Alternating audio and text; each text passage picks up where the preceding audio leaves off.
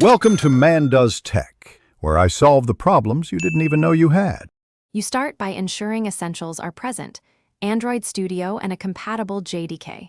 Once done, open Android Studio and choose Get from VCS to Clone.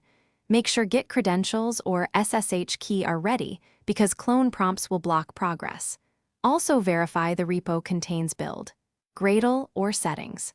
Gradle so Studio recognizes the project structure. This is why we do a quick prereq check, so the import will be smooth and avoid later dependency or SDK mismatches.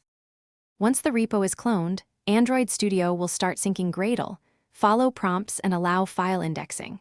You should click Import Gradle Project if offered, because that maps modules correctly. If Studio reports missing SDK platforms or build tools, click the SDK handler and install required packages.